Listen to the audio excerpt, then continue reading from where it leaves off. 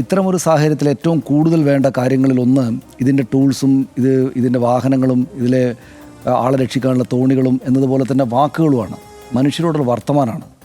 മനുഷ്യരോടുള്ള വർത്തമാനം എന്ന് വെച്ചാൽ നമുക്കിപ്പോൾ ഒരു അപകടത്തിൽപ്പെട്ടു, ഒരു ദുരന്തത്തിൽപ്പെട്ടു, ഒരു വീട്ടിലൊരു മരണമുണ്ടായി. എന്താ അവിടെ ബാക്കി ജീവിച്ചിരിക്കുന്ന ആളുകൾ, അതിൽ കരയുന്ന ആളുകൾക്ക് വേണ്ടത്? അവരുടെ നാട്ടുകാരാകപ്പാടെ വരും, എല്ലാവരും ചുറ്റുപാടും നിൽക്കും, അത് ആശ്വസിപ്പിക്കും. ആശ്വസിപ്പിച്ചത് കൊണ്ട് മനുഷ്യർക്ക് നഷ്ടപ്പെട്ടു പോയ ആളുകൾ തിരിച്ചൊന്നും കിട്ടില്ല. പെയ്ത മഴ പിൻവലിഞ്ഞു പോവില്ല, ഈ വെള്ളപ്പൊക്കം ഉണ്ടായത് മാറിപ്പോവില്ല, മരിച്ച ആളുകൾ മരിച്ചു തന്നെ പോകും. പക്ഷേ കൂടെ സഹജീവികൾ കൂടെ നിൽക്കുമ്പോൾ കിട്ടുന്നൊരു ആശ്വാസമുണ്ട്, ഒരു ആശ്വാസം. മനുഷ്യർ നല്ല വാക്കുകൾ പറയുമ്പോൾ ഈ നമ്മുടെ ആരെങ്കിലും ഒരാളുടെ നല്ല വാക്കുകൾ കൊണ്ട് എന്തെങ്കിലും ഗുണമുണ്ടാവും. പക്ഷേ മനുഷ്യരെന്താണെന്ന് വെച്ചാൽ ആരെങ്കിലും എന്തെങ്കിലും തിരിച്ചു വരുമോ? ഇല്ല. പക്ഷേ മനുഷ്യരെന്താണെന്ന് വെച്ചാൽ ഇത്തരം അങ്ങേയറ്റം അപകടകരമായിട്ടുള്ള സങ്കടകരമായിട്ടുള്ള ഘട്ടങ്ങളിൽ ഒന്നിച്ച് നിന്നിട്ടാണ്. മനുഷ്യൻ്റെ സഹജീവിതം അങ്ങനെയാണ്. ഈ പറയുന്ന സംവിധാനങ്ങളൊന്നും ഇല്ലാത്ത കാലത്ത് നിന്നോട്ട് മനുഷ്യരാശി ഇവിടം വരെ എത്തിയത് ഇത്തരം ഈ പ്രകൃതി ദുരന്തങ്ങളെയും മറ്റ് അപകടങ്ങളെയും എല്ലാം തരണം ചെയ്ത് എന്താണ് ഒന്നിച്ചു കൂടി നിൽക്കുക എന്നതുകൊണ്ടാണല്ലോ. അതാണ് കഴിഞ്ഞ സർക്കാരുകൾ, കഴിഞ്ഞ 2 തവണത്തെയും സർക്കാരുകൾ, ഒരുപക്ഷെ അതിനു മുമ്പുള്ള സർക്കാരുകളും, പ്രത്യേകിച്ച് നമ്മൾ നൂറ്റാണ്ടിൻ്റെ പ്രളയം കണ്ടത് കഴിഞ്ഞ സർക്കാരിൻ്റെ കാലത്താണ്. അതാണ് കഴിഞ്ഞ സർക്കാർ നടപ്പാക്കിയത്. അവരുടെ കാലത്തും വീഴ്ചകൾ ഉണ്ടായിട്ടുണ്ടാകണം, അവരുടെ കാലത്തും ഈ പറയുന്ന മരണങ്ങൾ ഉണ്ടായിട്ടുണ്ട് നിറയെ. പക്ഷേ നമ്മൾ ഒന്നിച്ച് നിൽക്കുകയാണ് ഇത് അതിജീവിക്കാൻ എന്ന ഫീല് അന്തരീക്ഷത്തിലേക്ക് അവർ സ്പ്രെഡ് ചെയ്യുമായിരുന്നു. നമ്മൾ ഒന്നിച്ചങ്ങ് ഇറങ്ങുകയല്ലേ എന്നൊരു ഫീല് അവർ അന്തരീക്ഷത്തിലേക്ക് സ്പ്രെഡ് ചെയ്യുമായിരുന്നു. പിന്നെ ആ സർക്കാർ ആകപ്പാടെ ഒന്നിച്ച് നിൽക്കുന്നു, ഒരു ലീഡർഷിപ്പ് ഉണ്ട് എന്ന തോന്നൽ അന്തരീക്ഷത്തിലാകെ സമൂഹത്തിലാകെ ഉണ്ടാകുമായിരുന്നു. ഇവിടെ ഇപ്പോൾ നമുക്ക് കുറഞ്ഞ രാഷ്ട്രീയക്കാരൊന്നും അല്ല ഉള്ളത്, നല്ല രാഷ്ട്രീയക്കാരാണ്, ഭരണ പാരമ്പര്യമുള്ള ആളുകളാണ്, പരിചയമുള്ള ആളുകളാണ്. MLA-മാരായിട്ട് കഴിഞ്ഞ പ്രളയത്തിൻ്റെ കാലത്ത് ഈ കാര്യങ്ങളെല്ലാം നടപ്പാക്കിയ VD സതീശനാണ് ഇപ്പോഴത്തെ മുഖ്യമന്ത്രി. ഓരോ ദിവസവും അക്കാലത്തെ മുഖ്യമന്ത്രിയെ ഫോണിൽ വിളിച്ചു, ഓരോ തവണയും വിളിച്ചുകൊണ്ടിരുന്നു എന്ന് അദ്ദേഹം എഴുതിയത് കഴിഞ്ഞ ദിവസം മനോരമയിൽ വന്നത് നമ്മളെല്ലാവരും വായിച്ചല്ലോ. അപ്പോൾ അതാത് ദിവസം ആ ആവശ്യങ്ങൾക്ക് വേണ്ടിയിട്ട് അന്നത്തെ മുഖ്യമന്ത്രിയെ വിളിക്കുകയും കാര്യങ്ങൾ ഏകോപിപ്പിക്കുകയും ഒക്കെ ചെയ്ത ആളാണ് അദ്ദേഹം. അപ്പോൾ കഴിവില്ലാത്തതോ അല്ലെങ്കിൽ ഈ പരിചയമില്ലാത്തതോ ആയിട്ടുള്ള ആളുകളല്ല, പക്ഷേ അവരുടെ ഭാഗത്തു നിന്ന് വരുന്ന വർത്തമാനങ്ങൾ ഈ കാര്യങ്ങളെ കോർഡിനേറ്റ് ചെയ്യാനുള്ള ഫീൽ ഉണ്ടാക്കുന്ന, ഈ സമൂഹത്തിനകത്തേക്ക് ഇങ്ങനെ ഒരു മെസ്സേജ് കൊടുക്കുക, എല്ലാവരും ഒന്നിച്ചു നിൽക്കൂ, നമ്മളെല്ലാം ഒന്നിച്ചാണെന്നുള്ളത് ഇവർ പരാജയപ്പെട്ടു എന്നൊരു തോന്നലാണ് എനിക്കുള്ളത്.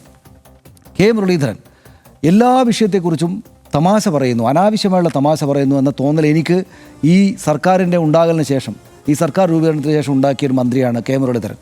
ഞാൻ അദ്ദേഹത്തെ വളരെ കൗതുകത്തോടെ കാണുന്ന, നമുക്ക് നേരിട്ടറിയാവുന്ന ഒരു താല്പര്യമുള്ള രാഷ്ട്രീയ നേതാവായിരുന്നു അദ്ദേഹമെങ്കിൽ. പക്ഷേ ഈ മന്ത്രിയായതിനു ശേഷം അദ്ദേഹം എല്ലാ വിഷയങ്ങളെക്കുറിച്ചും അനാവശ്യമായ വിധം നിസ്സാരീകരിക്കപ്പെടുന്ന പ്രസ്താവനകളാണ് നടത്തുന്നത്. അദ്ദേഹം ഈ തെരച്ചിലിനിടയിൽ കാണാതായ ആളുകൾക്ക് വേണ്ടി തെരച്ചിൽ നടത്തുമ്പോൾ അദ്ദേഹം പറഞ്ഞൊരു വാക്ക് കഴിഞ്ഞ വർഷം വായിച്ചില്ല, ഞാനത് റിപ്പീറ്റ് ചെയ്യുന്നില്ല. അതായത് ഈ മരിച്ച ആളുകളെ കിട്ടാലൊക്കെ പാടാണ് എന്ന മട്ടിൽ ഇൻസെൻസിറ്റീവ് എന്ന് പറയാവുന്ന തരത്തിലുള്ള വർത്തമാനമാണ് അദ്ദേഹം പറഞ്ഞത്. ആളുകൾ നമ്മളിപ്പോൾ 3 ദിവസം 4 ദിവസം ഒക്കെ വെള്ളത്തിൽ കാണാതായിരിക്കുന്ന ആളുകളെ നമ്മൾ അവർക്ക് വേണ്ടി തെരച്ചിൽ നടത്തുന്നു. രക്ഷാപ്രവർത്തനം എന്നാണ് പറയുക, രക്ഷാപ്രവർത്തനം എന്നാണ് നമ്മൾ പറയുക. അത് ആ വാക്കുകൾക്ക് മൂല്യമുള്ളത് കൊണ്ടാണ്. ആ വാക്കുകൾക്ക് അവിടെ ആ പ്രയോഗങ്ങൾക്ക് അവിടെ സമാധാനിപ്പിക്കൽ ശേഷിയുള്ളത് കൊണ്ടാണ് നമ്മൾ ഭാഷയിൽ പോലും അങ്ങനെ ആളുകളെല്ലാം, ഇതൊക്കെ സമൂഹത്തിൻ്റെ ഒരു ഷെയർഡായിട്ടുള്ള അറിവിൻ്റെ ഭാഗമാണ്. 4 5 ദിവസം ഞാൻ വെള്ളത്തിൽ കടലിലോ പുഴയിലോ വീണാൽ അപ്പോഴും എനിക്ക് വേണ്ടിയുള്ള രക്ഷാപ്രവർത്തനം എന്നാണ് പറയുക, എൻ്റെ മൃതദേഹത്തിനായുള്ള തെരച്ചിലെന്നല്ല. തെരഞ്ഞു കിട്ടുന്നത് എൻ്റെ മൃതദേഹമാണെങ്കിൽ തെരച്ചിലിൽ മൃതദേഹം കണ്ടെത്തിയിരിക്കുന്നു. അപ്പോൾ വാക്കുകൾക്കും ഭാഷാ പ്രയോഗത്തിനും അവിടെ സമൂഹത്തെ ആകപ്പാടെ, അവരുടെ ബന്ധുക്കളെ മാത്രമല്ല, സമാധാനിപ്പിക്കാനുള്ള ശേഷിയുള്ളതുകൊണ്ടാണ്. ആ തരം സെൻസിറ്റിവിറ്റി ഇവർ കാണിക്കുന്നേയില്ല. മുരളീധരൻ അങ്ങേയറ്റം ഇൻസെൻസിറ്റീവായുള്ള വർത്തമാനമാണ് പറഞ്ഞത്. എന്നിട്ട് ഇന്ന് അദ്ദേഹം പറയുകയാണ്, നിങ്ങൾ മൈക്കും കൊണ്ട് ഇങ്ങോട്ട് തള്ളിക്കയറി വരണ്ട, ഞാൻ വേണമെങ്കിൽ കാര്യമുള്ളപ്പോൾ ബ്രീഫ് ചെയ്തോളാം. അദ്ദേഹം പറയുന്നതിന് നാക്കിന് വിലങ്ങിട്ടാൽ മതി, അല്ലെങ്കിൽ നാക്കിനെ സമൂഹത്തിൻ്റെ പൊതുധാരണകളോട് ഇണക്കി ചേർത്താൽ മാത്രം മതി, പൊതുമര്യാദകളോട് ഇണക്കി ചേർത്താൽ മതി. അല്ലാതെ ഇതുപോലൊരു അങ്ങേയറ്റം ദുരന്തം പിടിച്ച സമയത്ത് എല്ലാ മാധ്യമങ്ങളും വരും, മന്ത്രിയെ കിട്ടിയാൽ മൈക്ക് നീട്ടും. അത് കേരളത്തിൻ്റെ രീതിയാണ്, എല്ലാവരുടെയുമാണ്. ഇത്തരം ദുഃഖങ്ങൾ ഉണ്ടാകുന്ന കാലത്ത് എല്ലാവരുടെയും ദുഃഖമാണത്. അതുകൊണ്ട് മാധ്യമങ്ങൾ വരും, അവരോട് സാവധാനം കാര്യങ്ങൾ പറയുക എന്നതാണ് ചെയ്യേണ്ടത്. അതുണ്ടാകുന്നില്ല. അത് ഈ സർക്കാരിൻ്റെ ആകെപ്പാടുള്ള ഏകോപന സ്വഭാവമോ, ഇവരൊന്നും ചെയ്യുന്നില്ല എന്ന് നമുക്ക് പറയാൻ പറ്റില്ലല്ലോ. എല്ലാം ചെയ്യുന്നുണ്ട്. കഴിഞ്ഞ ദിവസം അദ്ദേഹം വാർത്താ സമ്മേളനത്തിൽ മന്ത്രിസഭാ യോഗത്തിന് ശേഷം VD സതീശൻ കുറേയേറെ കാര്യങ്ങൾ പ്രഖ്യാപിച്ചല്ലോ, കുറേയേറെ കാര്യങ്ങൾ നടക്കുന്നുണ്ടല്ലോ. പക്ഷേ കൊടുക്കേണ്ടുന്ന ഫീൽ എല്ലാവരും ഞങ്ങൾ ഒന്നിച്ച് നിൽക്കുകയാണ്, ആ ഫീല് അവരുണ്ടാക്കുന്നില്ല. ഇന്നലെ തന്നെ നമ്മളത് പറഞ്ഞു, ഒരു പ്രതിപക്ഷ MLA-ക്ക് എന്നെ അവലോകന യോഗത്തിന് വിളിച്ചില്ല എന്ന് പറയേണ്ടി വന്നു. അത് പറ്റിപ്പോയതാണ്, അടുത്ത അവലോകന യോഗത്തിൽ അദ്ദേഹത്തെ വിളിക്കാൻ ഞങ്ങളെല്ലാവരും ഒന്നിച്ച് നിന്നിട്ടാണ് പോകുന്നത് എന്നാണ് മുഖ്യമന്ത്രി പറയേണ്ടത്. പക്ഷേ അതല്ല, ഞങ്ങൾ മന്ത്രിമാരെ വിളിച്ചില്ല എന്ന് പറഞ്ഞാൽ അദ്ദേഹം ചിരിക്കുകയാണ് ചെയ്യുന്നത്. ഞങ്ങൾ MLA-മാരെ വിളിച്ചില്ല എന്ന് പറഞ്ഞാൽ അദ്ദേഹം ചിരിക്കുകയാണ് ചെയ്യുന്നത്. ഒരു ഭരണപക്ഷ MLA ഫോൺ വിളിച്ച് കിട്ടിയില്ല എന്ന് പറയുകയാണ്. നമ്മൾ ഇന്നലെ പറഞ്ഞാണ്. അപ്പോൾ ഞാൻ മന്ത്രിസഭാ യോഗത്തിനകത്തായതുകൊണ്ടാണ് വിളിക്കാഞ്ഞത് എന്ന് പറഞ്ഞ് ചിരിക്കുകയാണ് VD സതീശൻ. തിരിച്ചു വിളിച്ചു എന്ന് വന്നല്ലേ നമ്മളോട് പറയേണ്ടത്. അദ്ദേഹം ഒരു ദുരന്തമുള്ള സ്ഥലത്ത് നിന്നാണ് അദ്ദേഹം വിളിച്ചത്. ആ സെൻസിറ്റിവിറ്റി അദ്ദേഹം കാട്ടണ്ടേ? ഞാൻ അപ്പോൾ തന്നെ തിരിച്ചു വിളിച്ചിട്ടാണ് നിങ്ങളുടെ മുന്നിലേക്ക് വരുന്നതെന്ന് പറയേണ്ടത്. ഇത് ശരിയാണ്. തിരുവനന്തപുരത്തും ഇവിടെ ഈ സ്റ്റുഡിയോയിലൊക്കെ നിൽക്കുന്ന ആളുകളെ ഇത് നേർക്കുനേർ ബാധിക്കുന്നില്ല. നമ്മുടെ കാലുകൾ നനയുന്നില്ല. പക്ഷേ നമ്മൾ കൂടെ ഈ വെള്ളത്തിനകത്താണ് എന്ന ഫീൽ ഉണ്ടായാലാണ് എല്ലാവർക്കും ഒരുപോലെ ഈ കാര്യങ്ങൾ അനുഭവപ്പെടുക. അതിൻ്റെ ഏറ്റവും വലിയ ദുരന്ത രൂപങ്ങളാണ് നമ്മളിപ്പോൾ ഗൗതമിൻ്റെ അമ്മയുടെ ശബ്ദങ്ങളിലൂടെയും ജോണിൻ്റെ മകളുടെ ശബ്ദത്തിലൂടെയും രാജേഷിൻ്റെ കാര്യത്തിൽ ആ വാർഡ് മെമ്പറുടെ ശബ്ദത്തിലൂടെയും കാണുന്നത്. രാജേഷിൻ്റെ കാര്യം ഹർഷൻ പറഞ്ഞു. എന്തൊരു സങ്കടകരമായ കാര്യമാണ്. 4 ദിവസം വെള്ളത്തിൽ കിടന്ന ഒരു മനുഷ്യ ശരീരമാണ്. 4 ദിവസം വെള്ളത്തിൽ മുങ്ങി കിടന്ന അതിനുശേഷം കണ്ടെത്തിയ ഒരു മൃതശരീരം. അതും ഹർഷനിപ്പോൾ ശരിയാവണ്ണം പറഞ്ഞതുപോലെ ഒരു കോമൺ കോസിന് വേണ്ടിയിട്ട് മറ്റു മനുഷ്യർക്ക് വേണ്ടിയിട്ട് സ്വന്തം ജീവൻ കളഞ്ഞ ഒരു 35 വയസ്സുകാരൻ. അദ്ദേഹത്തിൻ്റെ ഭൗതിക ശരീരത്തെ, മൃതദേഹത്തെ ഈ പറയുന്ന അദ്ദേഹത്തിൻ്റെ ആരുടെയാണെങ്കിലും ഈ 4 ദിവസം വെള്ളത്തിൽ കിടന്നൊരു ബോഡിയെ ഈ മറ്റൊരു സ്ഥലത്തേക്ക് കൊണ്ടുപോകുമ്പോൾ ആ ആംബുലൻസ് ഒരു ഫ്രീസറിൽ വെക്കണം എന്നുള്ളൊരു കോമൺ നോളജ് അല്ലേ? അതൊരു കോമൺ സെൻസ് അല്ലേ? നമ്മൾ മനുഷ്യർ, ജീവിച്ചിരിക്കുന്ന മനുഷ്യർ മരിച്ചുപോയ മനുഷ്യരോട് ആദരവ് കാണിക്കില്ലേ? അത് പെട്ടെന്ന് ജീവിതത്തിൻ്റെ പകുതിയിൽ വെച്ച് ജീവൻ പോയ, ഇതുപോലെ ഇത്ര വലിയ ദുരന്തത്തിലൊക്കെ പെട്ട് അതിൽ തന്നെ മറ്റുള്ള ആളെ സഹായിക്കാൻ വേണ്ടിയിട്ട് സ്വന്തം ലൈഫ് ജാക്കറ്റ് ഊരിക്കൊടുത്ത് നിങ്ങൾ രക്ഷപ്പെട്ടുള്ളൂ എന്ന് പറയുന്ന ഒരാളോടാകുമ്പോൾ കൂടുതലായിട്ട് നമുക്കൊരു ആദരവ് വരണ്ടേ? സ്വാഭാവികമായിട്ട് സംഭവിക്കേണ്ടതൊരു കാര്യമല്ലേ അത്? ഇതിനകത്ത് ഒരു ഫ്രീസറിൽ ഇത് ആംബുലൻസിൽ പോകുമ്പോൾ ആംബുലൻസിൽ നിന്ന് മൃതശരീരത്തിൻ്റെ ദുർഗന്ധം വരികയാണ്. അപ്പോൾ അവർക്ക് പകുതി വെച്ച് നിർത്തിയിട്ട് മറ്റൊരു ആംബുലൻസ് വിളിച്ചു വരുത്തിയിട്ട് അതിനകത്ത് ഫ്രീസറുള്ള ഒരു ശവ പെട്ടിയിൽ കൊണ്ടുപോകേണ്ടതായിട്ട് വന്നു. അങ്ങനെ സംഭവിക്കാൻ പാടുണ്ടോ? അങ്ങനെ സംഭവിക്കാനാകുന്ന വിധം നമ്മൾ കോവിഡ് കാലത്തും അല്ലെങ്കിൽ കോവിഡ് കാലത്തെ ചില സംസ്ഥാനങ്ങളിലും നമ്മുടെ ഈ നൂറ്റാണ്ടിലെ പ്രളയം നടന്ന കാലത്തും ഉണ്ട് അത്രയ്ക്ക് വലിയ സംഭവങ്ങൾ ഇവിടെ ഉണ്ടായോ? അങ്ങനെയല്ലല്ലോ. നമുക്ക് മറ്റു സംവിധാനങ്ങളും ഉള്ള ആളുകൾക്ക് കാര്യങ്ങളെ സഹായിക്കാൻ പറ്റുന്ന വിധത്തിൽ നിറയെ ആളുകളുള്ളൊരു കാര്യമല്ലേ നടക്കുന്നത്. അപ്പോൾ അതിൻ്റെ കോർഡിനേഷൻ പിശകുണ്ട് എന്നിവർ മനസ്സിലാക്കണ്ടേ? ആ പെൺകുട്ടിയെ ചീത്ത വിളിച്ചുകൊണ്ടിരിക്കുകയാണ്. പാണക്കാട് തങ്ങൾ എന്തുകൊണ്ടാണ് മുസ്ലിം ലീഗുകാരോട് നിങ്ങളിങ്ങനെ ചെയ്യരുത് കേട്ടോ എന്ന് പറയാത്തതെന്ന് എനിക്ക് മനസ്സിലാകുന്നില്ല. ഈ വാർത്തകൾക്ക് താഴെ തെറിവിളിക്കുന്ന ആളുകളെ പേരും മുഖമുള്ള ആളുകളാണ് തെറിവിളിക്കുന്നത്. അവരുടെ സർക്കാരിനെ ചീത്ത വിളിക്കുകയാണ് ഈ പെൺകുട്ടി എന്നാണ് പറയുന്നത്. സ്വന്തം അച്ഛൻ ഇങ്ങനെ നഷ്ടപ്പെട്ടു പോയിരിക്കുന്ന ഒരു പെൺകുട്ടിയും ആ ഗ്രീഫിൽ, ആ അങ്ങേയറ്റത്ത് അഗാധമായ ദുഃഖത്തിൽ പറയുന്ന കാര്യത്തെ അത് ആ മട്ടിൽ മനസ്സിലാക്കാൻ പറ്റുന്നില്ലെങ്കിൽ പിന്നെ ഇവരൊക്കെ പൊതുപ്രവർത്തകരും ഒരു രാഷ്ട്രീയ പാർട്ടിയുടെ ആളുകളാണെന്ന് പറയുന്നതിൽ എന്താ അർത്ഥമുള്ളത്?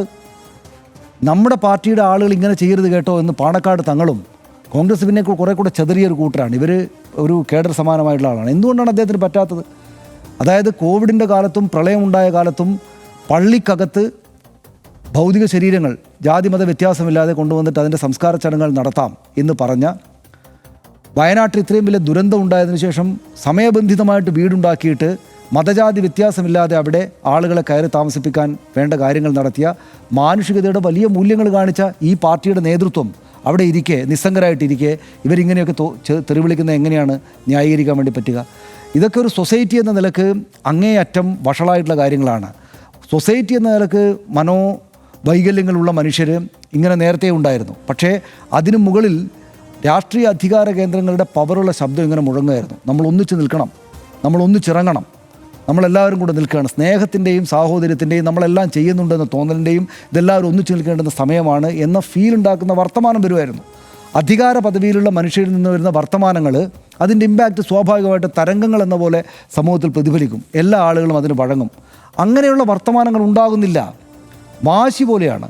ഇങ്ങനെ എന്തെങ്കിലും പറയുമ്പോൾ നമ്മൾ ശബ്ദം കൂട്ടി ഇവിടുന്ന് വല്ലതും പറഞ്ഞാൽ അപ്പോൾ അധികാര പദവിയിലിരിക്കുന്ന ആളുകൾ എന്നെ വിമർശിക്കുകയാണോ എന്ന് തോന്നലാണ് ഉണ്ടാകുന്നത്. അതും ഇതുപോലൊരു